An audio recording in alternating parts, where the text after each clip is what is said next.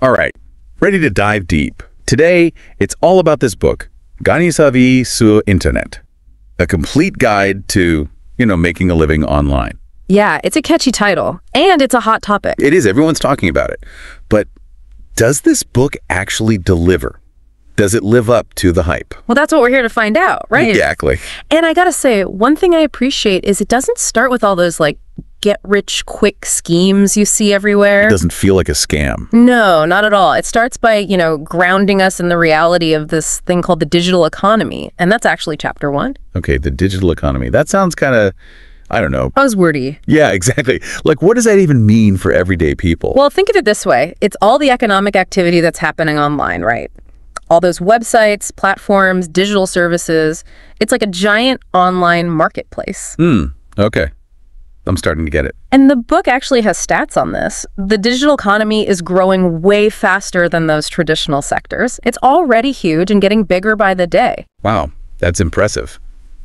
But with so much going on online, where do you even start? Yeah. If I want to, Gagner sa vie sur Internet, where do I begin? Yeah, that's a great question. And this is where the book gets really practical. It talks about the importance of self-assessment. Self-assessment, okay. Yeah, it's like before you build a house, you need a blueprint, right?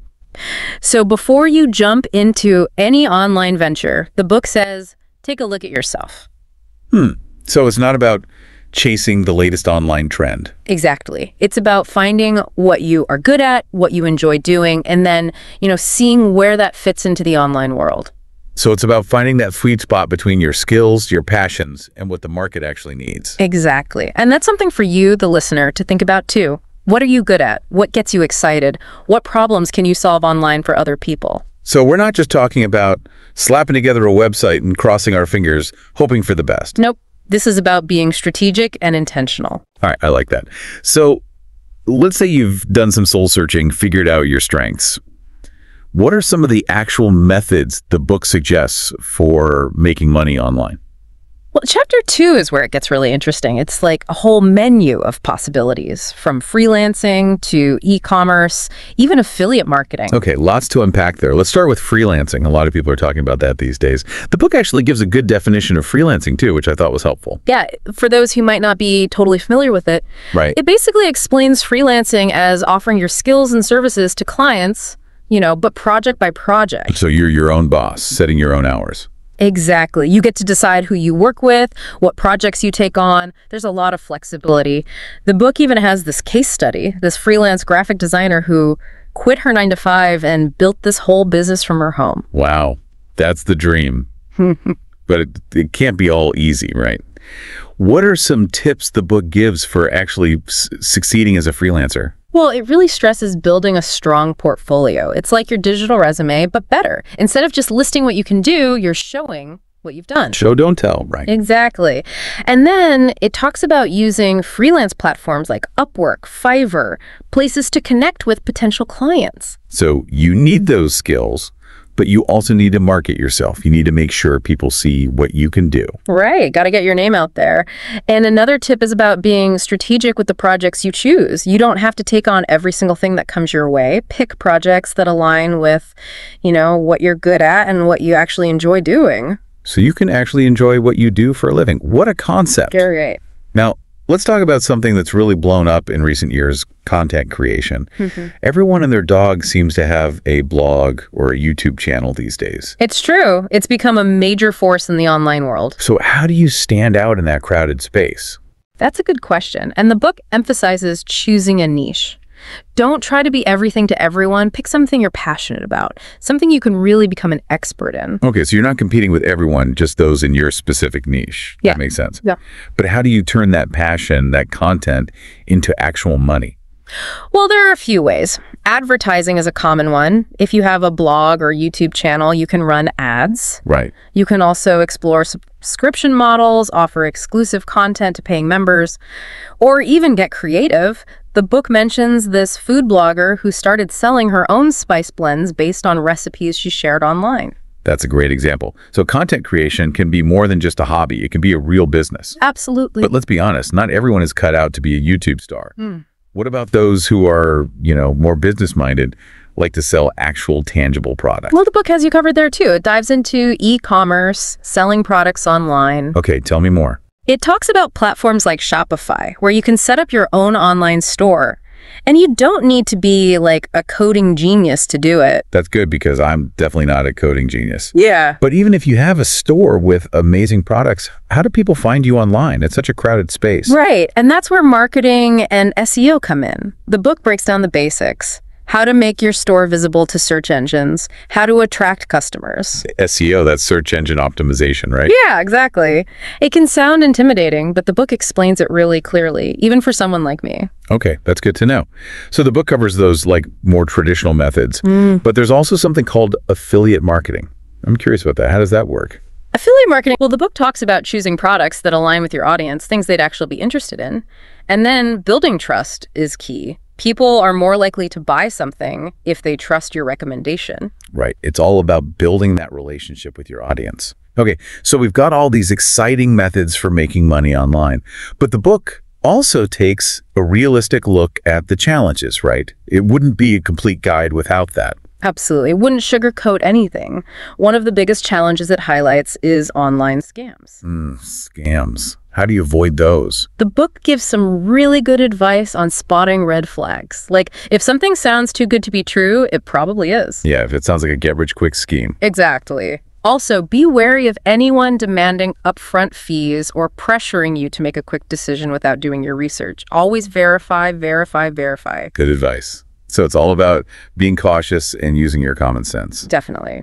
And beyond scams, the book talks about the importance of managing stress, avoiding isolation. It can be tough working online all the time. It can be. So how do you stay connected and, take care of yourself when you're working from home? The book gives some great tips on building a healthy work-life balance, setting boundaries, making time for activities you enjoy. So it's not just about the hustle. It's about finding that balance. Exactly. It's about building a sustainable online career. I love that. So we've covered a lot of ground in this first part. We've explored all sorts of methods for gagner sa vie sur Internet. From freelancing and content creation to e-commerce, affiliate marketing, even how to spot those pesky scams. But we've only just scratched the surface. Right. There's so much more to explore. And in part 2, we're diving into something crucial, building your personal brand. That's right. It's all about how you present yourself online, how you stand out in the crowd. So stay tuned for part 2, where we'll uncover the secrets to creating a personal brand that helps you thrive in the online world. We'll be right back. Welcome back. We're digging deeper into gagner sa vie sur Internet. We've talked about the methods, but how do you actually stand out online? There's so much noise, so much competition. Right, and that's where this whole idea of building a personal brand comes in. It's a big focus in chapter 3 of the book. Okay, personal brand. So it's not enough to just have a website or social media profile. It's more than that. It's about strategically shaping how people see you online. Think of it as your digital reputation, your unique signature. Okay.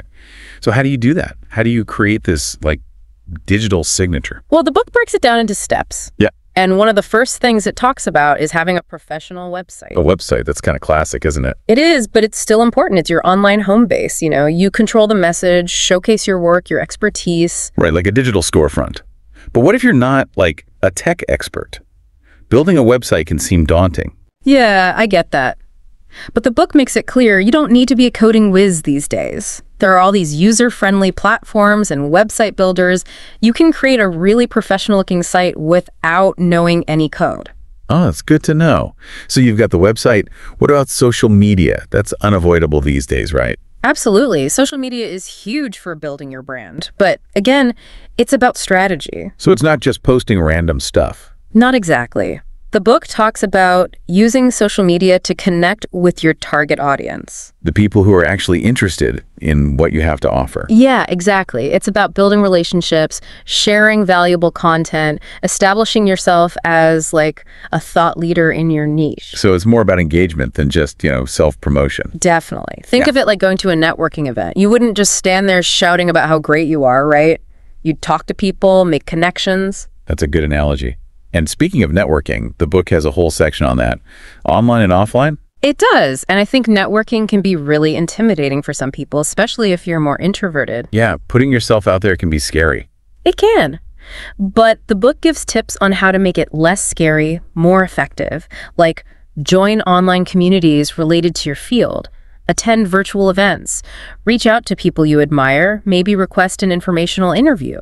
Okay, so it's about being proactive, but also like making genuine connections, not just trying to, use people to get ahead. Exactly. It's about building relationships that can lead to collaborations, mentorships, maybe even new clients. There's a story in the book about a writer who landed a huge project just by connecting with someone on LinkedIn. They were both in the same industry group. So those connections can really pay off. They can. But all of this, building a brand, networking, takes time and effort. And then there's the actual work of creating content, managing clients, or whatever your business is. Right. How do you manage it all? That can be overwhelming. Definitely. And chapter 4 is all about time management and organization. It acknowledges that it can be tough, especially when you're working from home. It is tough. So many distractions. I know. The book stresses the importance of routines, setting boundaries. So like separating work time from personal time. Exactly. Yeah. Even if you're working from your kitchen table, create a dedicated workspace, so your brain knows when it's time to focus. That makes sense. But what about those days when you just can't focus? When you're feeling unmotivated or overwhelmed? Oh, we all have those days. And the book recognizes that it's important to be kind to yourself, take breaks when you need them. You're not a robot. I like that. It's about being realistic. Right, finding that balance. Okay. And that leads into another thing the book covers, managing your finances. The money stuff. It stresses treating your online venture like a real business, even if it's just you right now. So budgeting, tracking expenses, all that. Exactly. The book even recommends setting up a separate bank account for your business to keep things organized. Good tip. But it's not just about the practical side, right? There's also the mental game of money. You're right. The book talks about developing a healthy money mindset, letting go of any limiting beliefs you might have about wealth. Yeah, those can really hold you back. They can, and it emphasizes that financial success is not just about making a ton of money.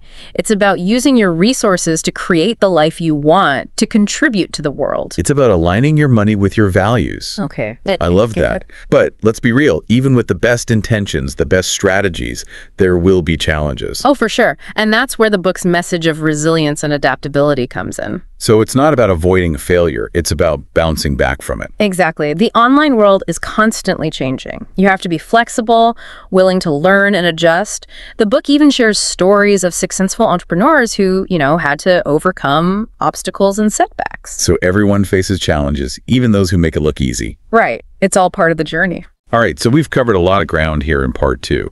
From building a personal brand to mastering time management, managing finances, and even like the mindset stuff. It's about the whole package, really. It is. But our deep dive isn't over yet. Nope, still more to come. In the final part, we'll pull everything together. We'll talk about the key takeaways from Gagner sa vie sur Internet and what all of this means for the future. So stay tuned for part 3. All right, we're back for the final part of our deep dive into Gagner sa vie sur Internet. We've covered a lot of ground. We talked about methods, building a brand, the whole 9 yards. So as we wrap things up, what are the biggest takeaways? What do people really need to remember from this book?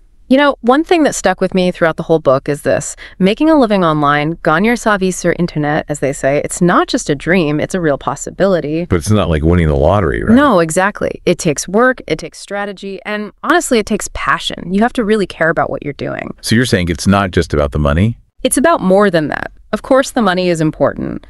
But if you're not enjoying the process, it's going to be tough to stick with it. Makes sense. The book also emphasizes that success online, it's not always a straight line, right? There will be bumps in the road. Oh, definitely. There will be challenges, setbacks, those moments where you just want to give up. Been there. So how do you deal with those? That's where resilience comes in. You got to be able to adapt, to learn from your mistakes, and keep moving forward. So the book is saying it's okay to fail as long as you learn from it. Yeah, failure is part of the process. The key is to not let it stop you. The book also talks about finding the right method for you. There are so many options out there. There are. And what works for one person might not work for another. Freelancing, content creation, e-commerce, affiliate marketing, it's about figuring out what aligns with your skills, your interests, your personality. And then, of course, building that personal brand we talked about. Right. That's how you stand out, how you build trust with your audience. But it's not just about all the external stuff. It's also about how you manage yourself, your time, your mindset. Oh, absolutely. The book is big on that. Time management, organization, self-care, those are all crucial for success. Because it's easy to get caught up in the hustle. It is. And if you're not careful, you can burn out. The book reminds us that it's okay to take breaks, to prioritize our well-being. So it's about finding that balance between working hard and taking care of yourself. Exactly. You have to make it sustainable. Otherwise, what's the point? So true. As we wrap up, I'm curious about your thoughts on the future. What do you see happening in the world of making money online? Well, the book does touch on some emerging technologies. AI, virtual reality, the metaverse, those are all going to have a big impact. It's exciting, but also kind of intimidating, right? Things are changing so fast. It is a bit daunting. But I think the key takeaway is this: be adaptable. Be willing to learn new things, to experiment. The online world is constantly evolving, so we have to evolve with it. It's all about staying curious and embracing the unknown. Exactly, and that's the beauty of it, right? The possibilities are endless. They really are. Well, this has been a fascinating deep dive. Ganyer Saviser Internet offers a lot of valuable insights and practical advice. It does. I think it's a great resource for anyone looking to make money online, or even just to better understand the digital world. Thanks for joining me on this journey. It's been a pleasure. And to all our listeners, thank you for tuning in. We hope you're feeling inspired to pursue your online dreams, whatever those may be. Remember, it's all out there waiting for you. So go for it. And until next time, keep diving deep.